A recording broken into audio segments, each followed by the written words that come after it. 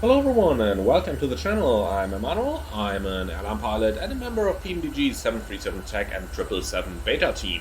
Now, I promised you this video for a little bit of a while, but I finally took the time to go through the entire Q&A live stream Robert Randazzo did on the 14th of March 2024, where he talked about all the new features that the 777 is going to get and a lot of other things with some general 777 information.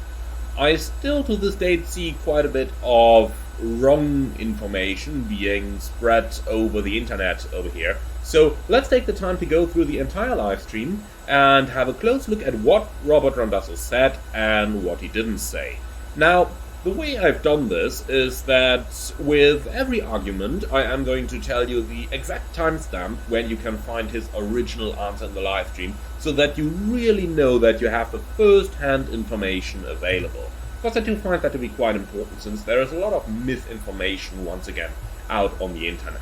So we're going to start straight away with which versions of the 777 are going to be included. That is 2 minutes 40 into the live stream, and he says that the 777-300ER is going to come first, the Freighter is going to come second, and he was a little bit unclear whether the 200ER or the 200LR are going to be third or fourth respectively. That has not been 100% made up as far as from what I understood from the live stream. If they do is contradicting information, and if somebody of you can give me a timestamp in the video, then be sure to let me know. Now, at 3 minutes 33 into the stream, the question came up, when is it going to be released? And the answer to that was, they don't know. That is the standard response, because they don't plan release dates, but work on a build schedules. Now, how this works is they work on builds until they meet the internal schedule, then give it to the beta testers and ask what they think. If a decision is made, it will be announced to the public. Now, the expected time frame is more than 2 weeks from the 14th, so we're talking more than 1 week from the day of the release of this video on the 21st, and less than 2 months. 8 minutes 50 into the stream, how much will it cost? The cost will be in line with the 737 releases, and the explanation for the pricing that was given a little bit further down the line is, of course, PMDG is a profit company, so it was decided to give the one you really wanted a little bit later in the 737 development back then, as that works out better. The price tag will reflect the popularity of the airplane. The ones least popular will be cheapest to provide an entry level. My personal assumption over here is that we are probably going to get the 200LR to reflect the cheapest pricing of the 737-600, which was around about 35 euros. Now, 18 minutes 50, somebody asked how long it will take to get all of the 777 variants released, and Robert expects it to be less than a year. And finally, at 22 minutes and 10, the question came up about the 777X, and Robert's answer was that they're actually having a discussion with Boeing about that right now, which sounds rather interesting in my opinion. I would surely love to see a 777X out the line. Now, that much about the basic information about the 777 release. Let's now go ahead and talk about the features that the airplane is going to have, as there were a lot of different questions on the features. 4 minutes 40 into the stream, is it going to have radius to fixed leg types? The expectation is yes. One thing holding it up is the testing process of that, which might take a little bit of time. So a minute later, at 5 minutes 40 into the stream, he said the worst case is that the RF legs might be pushed to the freighter release.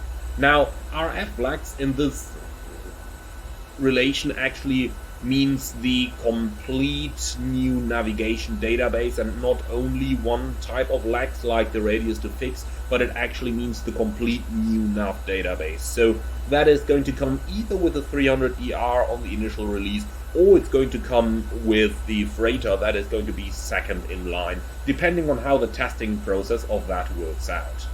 Now, at 6 minutes 10 into the video it was asked if we will be able to open the cockpit door, and the answer is yes, you will. And at 7 minutes into the live stream, Rob goes ahead to detail that no detailed simulation of the locking mechanism will be done for obvious security reasons. It will be a simple tap on it and it will open mechanism. 12 minutes 50 into the live stream, the question came up, what about the taxi camera? And the answer is that at this point, the taxi camera is going to be marked as deferred, as there is no provision for an independent point-in-space camera in Microsoft Flight Simulator, which is not something expected to take place in Microsoft Flight Simulator, hopefully in Microsoft Flight Simulator 2024. 19 minutes 10 into the video, are there cabin announcements and CPDLC? Two split answers. So, no cabin announcements on the initial release, but they do have ideas on how to do it and want to do it at a later point. Now, CPDLC is in the plane, but currently not functioning. It might not be in the initial release, but will come later using the Hoppy ACAS system. I can really recommend you to watch that part of the stream, by the way, starting 19 minutes 10, because they do go on to talk a little bit about some of the problems with Hoppy as well, so that's a really recommendable part there. Now, 22 minutes 35 seconds into the vid, how is the load management of the plane going to be done? And that is going to come via the Universal Flight tablet. Now, moving on a little bit, at 24 minutes into the vid, will it also support Hoppy free text messages, aka telexes? The answer is yes.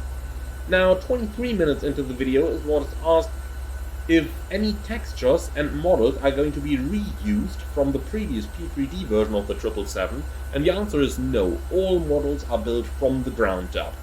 Now 24 minutes 40 seconds into the video, the question was asked if it is going to have GSX integration, and the answer was the short version is Robert thinks yes, but they are unsure about it. Now 30 minutes 40 into the video, what about the fly-by-wire system? And the answer is the whole system is simulated. Now that's something that I personally really like, by the way.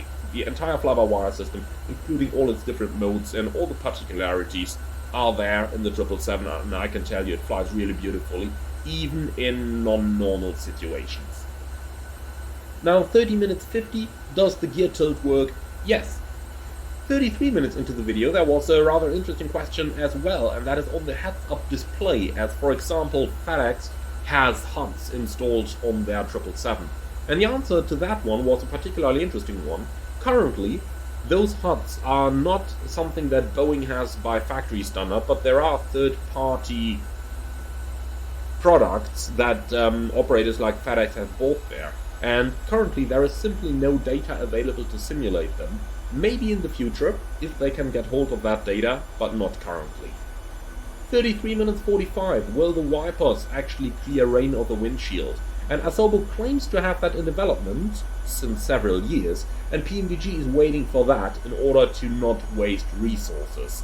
Now this is obviously something that Asobo has been talking about doing for a rather lengthy period of time already, so I can surely imagine that some of you might turn out not to be too happy about that answer, but let's see it from a company's point of view.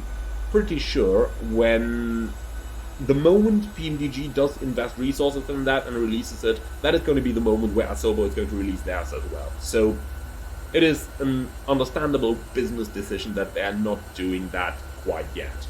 Now, in relation to that, 35 minutes into the video, question was asked about the weather radar. And here's Robert's answer. There is no 3D precipitation definition in the simulator. All so-called weather radars you currently have are basically cloud monitors. Maybe PMDG implemented that. So finally, 25 minutes and 15 seconds into the video, what was the toughest part of doing the 777? And the answer there was the flight model, due to things the simulator does well and things the simulator doesn't do well. For example, dampening down the pitch and yaw stability in flight, which in the sim then conflicts with the ground model. That doesn't make much sense to anyone driving a real airplane, in the real world for sure, but that is how the simulator behaves. Now that part particularly, 25 minutes 15 into the stream, really recommendable to watch that in the original answer, because Rob has given some really great explanations there. Really recommendable. Now, if we go to a couple of other questions that were also asked and answered in the live stream, 7 minutes 10 into the stream, what about the 737 MAX? And the answer for that was, the MAX is very far along, we are not showing it to you right now.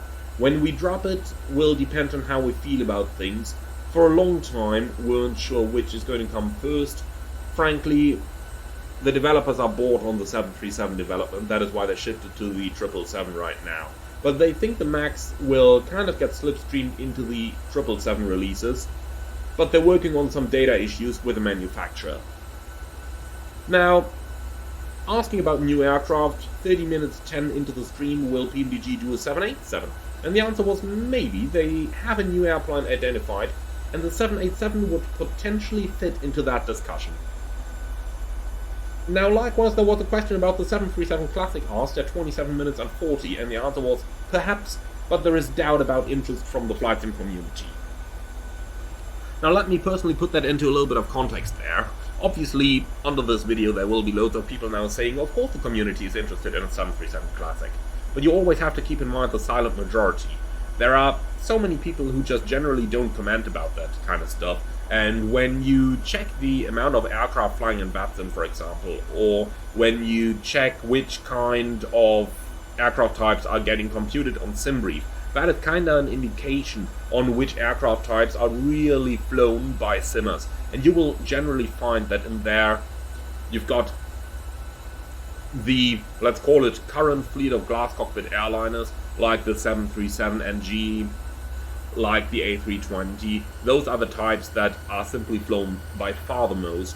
And anything classic, like, say for example the Mad Dog, is really, really far down in those ranks. So obviously, while there will surely be many people on the internet commenting on how much they want them, those are really just a minority, and the silent majority you can identify by looking at the types flown on online networks like VATSIM. How often is the A300 flown over there compared with the A320, for example? That really gives you an idea of what simmers actually use.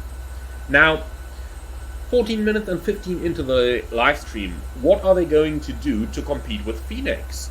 And Robert's answer was along the lines that is kind of a weird question. I think people really want to believe that there is something like a deep dark backroom battle going on between the forces of good and bad, with developers like PMDG and Phoenix, or the likes of anybody else. There really isn't. They have a great relationship with other developers in the community, and there is a lot of information sharing going on in the background. They don't view them as competitors, but are all kind of sharing ideas. Everyone is constantly looking at everyone else to raise the bar and ideas, and PMDG are happy to see Phoenix's and other developers' successes.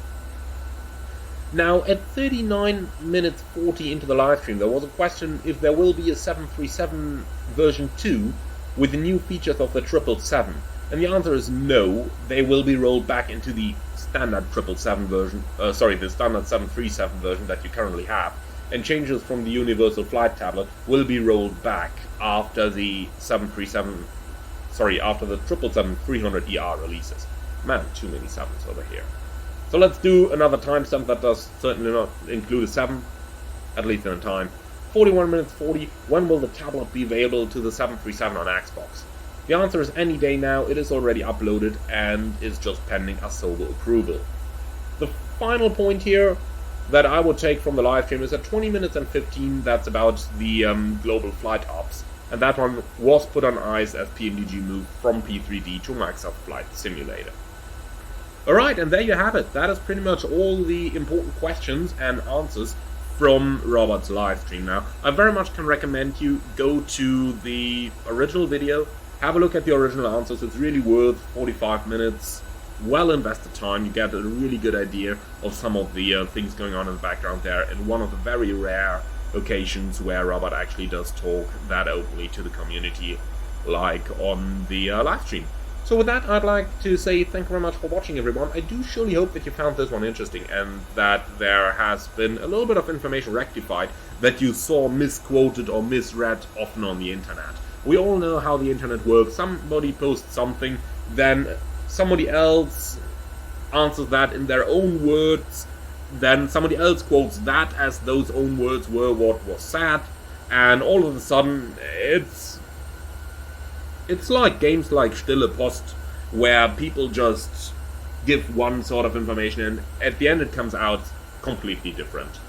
Alright, so that is everything that we can really say about this one. I do hope you liked it. In case you're wondering, by the way, where we're flying over here, we're in the holding over Seattle VOR, 163 amount right turns, 1.5 minutes legs. Because I figured the area around is just so nice. Now I'm going to fly this one back to Renton, and then I'm going to take a cab over to Painfield. You know what I'm picking up over there for a little test flight. So with that, I'd like to say thank you so much for watching. Hope that you've enjoyed this one. If you did, be sure to let me know in the comments below. Let me know if this video helped you, or if you thought that, well, all of that information was basically available elsewhere already. I'd like to say thank you so much for watching, everyone. Hope that you enjoyed it. Be sure to give me some feedback. Be sure to hit the like button if you really liked it. And subscribe if you're up for more news on the 777. And hopefully rather soon, some demo flight as well. Thank you for watching, and I'll see you all again on the next one.